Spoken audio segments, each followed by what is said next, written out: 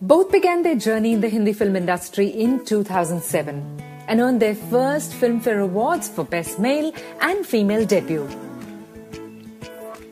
Both are young, talented, good-looking, recipients of several awards, successful, and sought-after high-profile actors who stun the audiences with their performances. He is a powerhouse of talent, a popular prince, a fourth generation of India's grand cinema dynasty, and most passionate about his work. It all started for him with a tragic romance film Savariya, and then he rose like a fireball by giving captivating performances in films like Rajneeti, Rockstar and Barfi, earning the appreciation of audiences. Today, he is known as the most bankable actor of his generation. She is beautiful, intelligent, famous and successful. One who has risen to being superstar in a short span of time.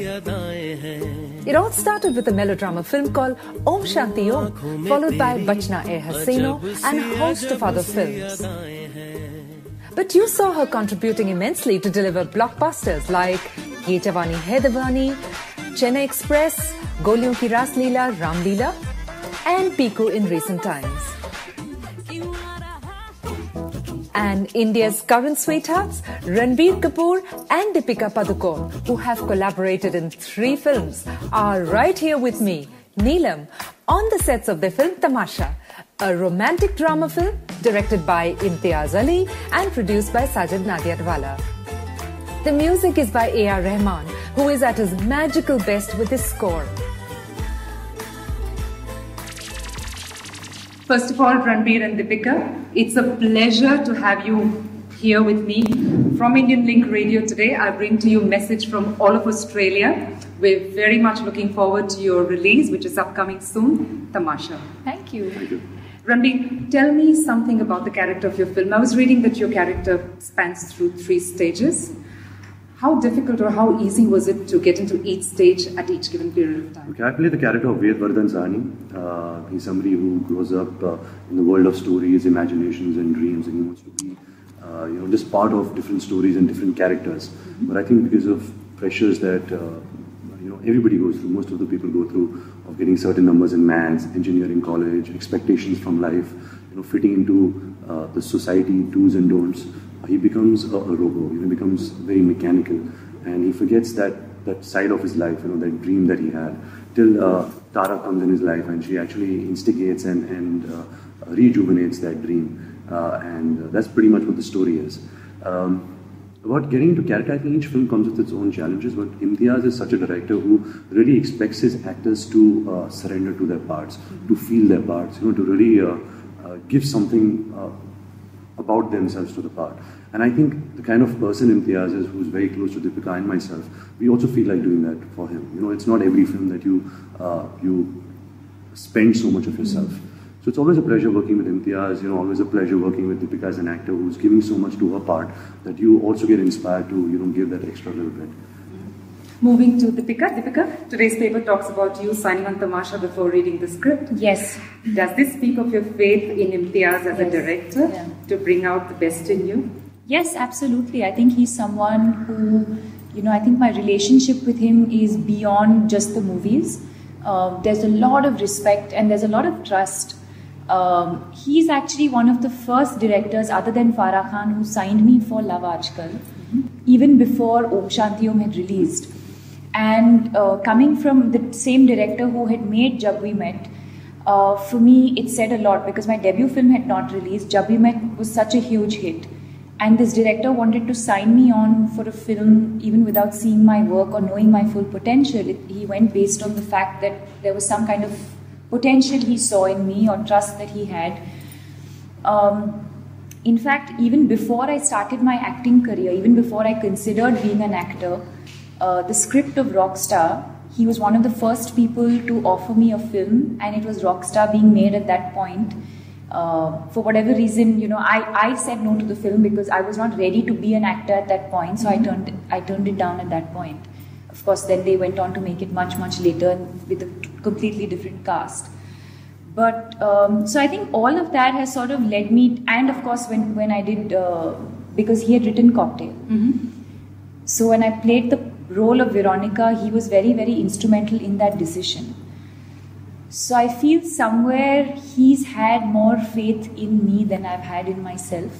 He's always pushed me to a point where, I start doubting myself in a way of, if he has said this, then maybe it is possible. So that's the kind of equation that I share with him. So as far as Tamasha is concerned, it was literally one phone call from him where he said he's making this film and that Ranbir is in it. And it was an instant yes for me because of this equation and trust factor. And the fact that for me, somewhere I always wanted to work with this team. I wanted Ranbir and me as an on-screen pair to be directed by Imtiaz. Right. So I think that's how this whole thing has sort of come together.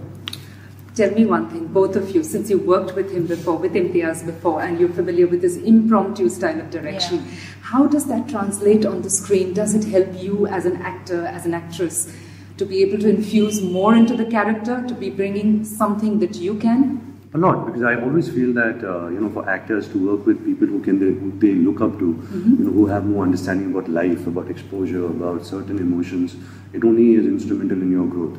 And I think Imtiaz has a wonderful understanding of human emotions, relationships, especially where a boy and girl relationship. Right. I think he really studies love. He really studies human behavior when they are in love. And there's certain things, probably my age and my exposure and my lifestyle, probably I would never recognize it or I would never understand it. And I think Imtiaz really makes me understand that. So apart from just the movie, he also is very instrumental in my growth as a person. Right. Because he has certain values, certain truths that probably society and the world and education and the textbooks don't really tell you the truth about. And I think that's really wonderful and very honest and very real. And is the character that you're playing in the film, Tamasha, close to the real Deepika in any way? I think the philosophy, yes. I think a lot of people are going to relate not just to Tara's character but also to Ved's character. I feel like we're in a stage in all our lives, or I think we're in a phase right now where for various reasons, maybe ambition, maybe technology, for various reasons, people have become mechanical. Right. Relationships have become mechanical. Youngsters today expect everything to be instant, everything has to happen now. Somewhere we're losing ourselves, and somewhere we're also, I feel, succumbing to expectations, succumbing to pressure of being a certain someone, certain type, or take up certain professions that we may not necessarily be really passionate about, but there's a lot of pressure and expectation to achieve something or to become something or to be someone. And in the process, I think it leads to a lot of boredom. It leads to becoming mechanical. You start becoming sad from within. It's self-destructive in a way. And so that's exactly, Ved's journey. But he's really fortunate that a certain Tara comes into his life and makes him understand and realize who he truly is. Some of us, I think, have been fortunate to have a real-life Tara come and show us who we truly are. But a lot of people are not, and I feel this film is for them. I feel like this film is for those people who are living a life where they're not truly happy from within. Which is why I feel like, it's a very, very relatable story. And somewhere it is the story of all our lives. For the benefit of our listeners, did you know that in 2013, Imtiaz Ali began working on this project after Rockstar, teaming up once again with Ranbir Kapoor and A.R. Rahman. Deepika Padukone was confirmed as the lead female in September 2013. The working title of the project was The Window Seat. I also read an interview with Imtiaz Ali where he said, it's that thought that crosses your mind when you're sitting by the window seat of a train and watching Ratlam go by. And you think, what if I get down from this train? What life awaits for me there? He also justified that outside this window, there is a mythical world where one can be what he wants to. And according to him, the window seat gives one a chance to drop their present life story and become a brand new person. Later, the film was titled Tamasha. Let's get back to our talk now. I do want to ask both of you, you both have come across so many genres of films, you've done every kind of role.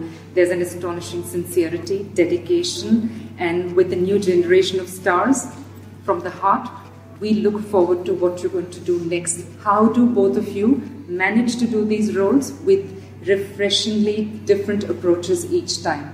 How do you do it?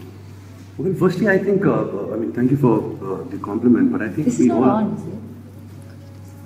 I think we all are at a time when, cinema is progressing. There's such interesting stories, interesting directors, interesting takes that people are having on characters and movies it is the call of the day. You have to be professional, you have to be interested, you have to deliver quality stuff.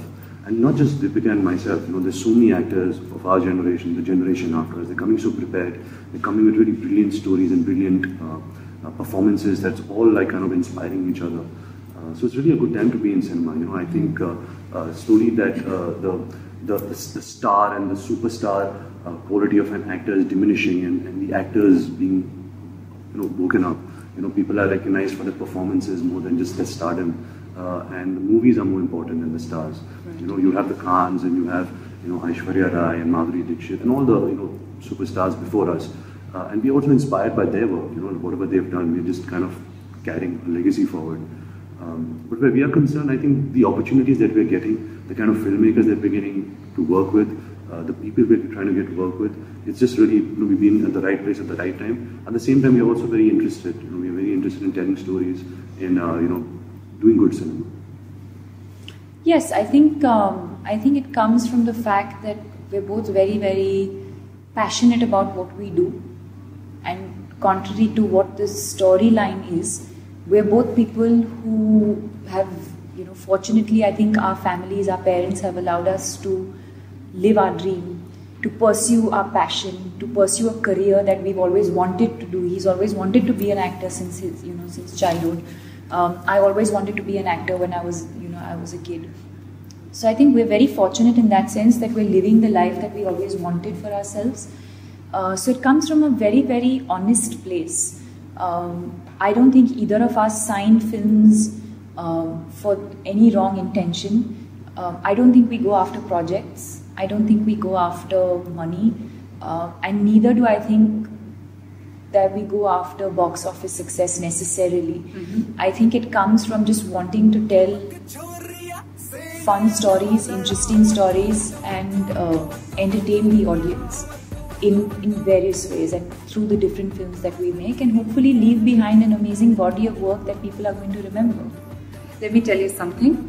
When movies come out, and especially when Tamasha is going to come out, Australia is waiting. 1, it's got an amazing storyline.